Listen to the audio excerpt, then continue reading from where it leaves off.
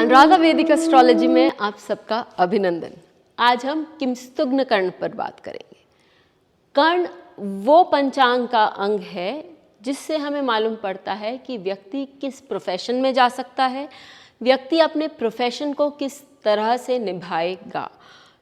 कर्ण के बहुत सारे पार्ट्स होते हैं, हर कर्ण का अपना एक देवता होता है, उनके साथ एक ग्रह एसोसिएटेड होते हैं और साथ ही बहुत ही मज़े की बात है कि एक जानवर भी होता है। जिस तरह हमने देखा कि हर नक्षत्र का एक जानवर होता है, उसी तरह हर कर्ण का भी एक जानवर होता है, जिस पर हम किसी शॉर्ट वीडियो में ज़रूर बात करेंगे। तो यदि हम किंस्तुग्न कर्ण के बारे में बात करें तो ये उन कर्णों में से है, उन 3 कर्णों में से है जो केवल एक बार आते हैं। किंस्तुग्न कर्ण पर्टिकुलरली शुक्ल पक्ष के प्रतिपद तिथि पर आते हैं। शुरू करने से पहले आप सबका धन्यवाद कि आपने हमारे YouTube और Spotify चैनल्स को लाइक, शेयर, सब्सक्राइब किया। वहाँ आपने अपने सजेशंस, अपने ओपिनियंस लिखे। यदि आपने हमें सब्सक्राइब नहीं किया है तो याद से करें और वहाँ बेल आइकन भी याद से दबाएं ताकि आपको अपडेट्स निरंतर मिलती रहें। किंस्तुग्न कर्ण, जैसे मैंने आपको बताया कि वो केवल महीने में केवल एक बार आता है और वो भी प्रतिपद के शुक्ल प्रतिपद के प्रथम भाग में। आप यदि मुहूर्त पढ़ेंगे तो आपको बताया जाएगा कि शुक्ल पक्ष के प्रथम भाव में हम कोई नया काम नहीं शुरू करते, हम कोई भी अच्छा काम नहीं करते। क्यों? क्योंकि एक तो चंद्रमा भी क्षीण होता है और दूसरा ये कर्ण बहुत स्ट्रांग है, ये आपके पास्ट लाइफ से स्ट्रॉन्ग कनेक्शन रखता है। ये कर्ण बहुत ज़्यादा डेवलपमेंट नहीं दिखाता, लेकिन इस कर्ण में जन्मा व्यक्ति वो बहुत प्रभावशाली होता है। वो एक निडर व्यक्तित्व का मालिक होता है, तो वो जो काम करना चाहता है वो आसानी से कर सकता है। उसके जो गोल्स होते हैं लाइफ में, वो अपने गोल्स को बहुत आराम से पार कर लेता है या प्राप्त कर लेता है। क्यों? क्योंकि इसके जो देवता हैं वो मारुत हैं। मारुत कौन थे? मारुत अदिति के पुत्र माने जाते हैं, जिनका इंद्र ने गर्भ में ही जिनकी हत्या करनी चाहिए और इनको, लेकिन क्योंकि दिति उठ गई थी और दिति ने अपने पुत्रों की रक्षा के लिए भगवान को पुकारा।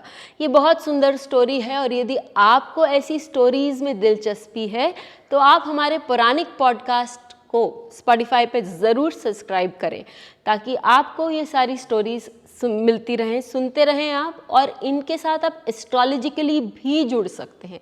ज्योतिष के दृष्टिकोण से भी ये स्टोरीज़ में बहुत महत्व है। किंस्तुग्न कर्ण और मारुत की ओर फिर से चलते हैं। तो ये मारुत जो है, इनको वरदान था कि हर एक मारुत में इंद्र के समान शक्ति हो, और सबसे अच्छी बात यह है कि फिर ये इंद्र के साथ ही इंद्र के सहचर हो गए और इंद्र के अनुकूल काम करने लगे। तो यदि किसी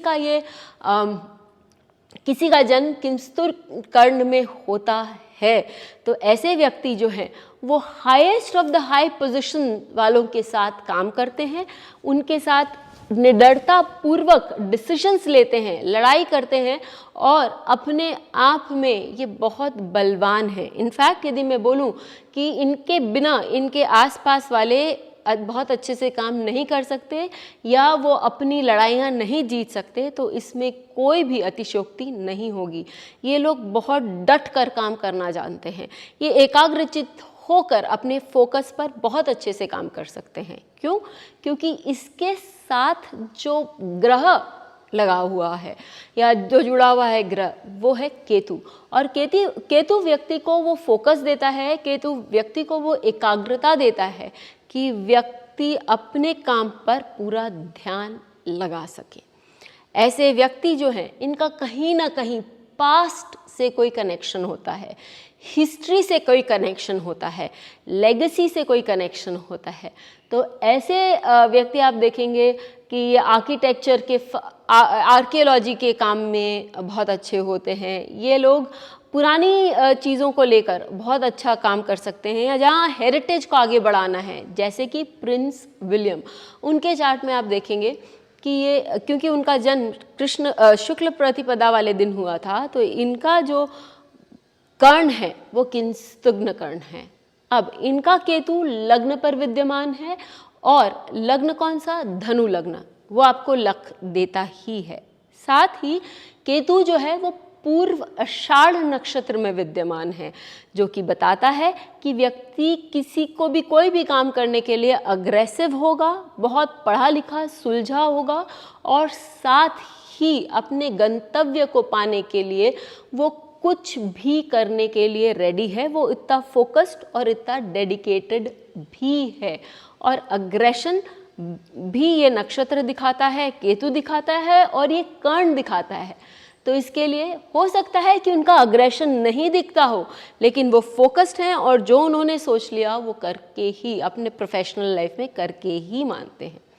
बुध जो कर्ण को रिप्रेजेंट करता है वो षष्ठम भाव में विद्यमान है। सप्तमेश और दशमेश हैं, और षष्ठम भाव में षष्ठमेश शुक्र के साथ विद्यमान है, और रोहिणी नक्षत्र में विद्यमान है। सर्विस बिफोर सेल्फ, दूसरों की सेवा करना और दूसरों के बारे में अपने से पहले सोचना, ये यहाँ बताता है। क्योंकि काल पुरुष कुंडली के षष्ठम भाव में बुध जो है वो षष्ठम भाव में उच्च के होते हैं, और साथ ही इनका बिजनेस माइंड जो होता है वो बहुत स्ट्रांग होता है। तो हमने देखा कि किंस्तुग्न कर्ण के लिए हो सकता है कि व्यक्ति को जीवन में कहीं ना कहीं बहुत स्ट्रांग स्टेप्स लेना पड़े, निडरता पूर्वक आगे बढ़ना पड़े, लेकिन ये जिसके साथ भी खड़े होते हैं, हमने ये भी देखा कि वो व्यक्ति भी निडर हो जाता है, और उसको भी अपनी जीत का पूरा पूरा विश्वास रहता है। ज़रूर लिखकर बताइए कि आपको ये वीडियो कैसा लगा। फिर मिलेंगे, तब तक के लिए बेल आइकन को दबाएं ताकि आपको वीडियोस की अपडेट मिलती रहे। हमारे वीडियोस को लाइक करें, शेयर करें, उन पर कमेंट करें, और हमारे चैनल को सब्सक्राइब करना न भूलें।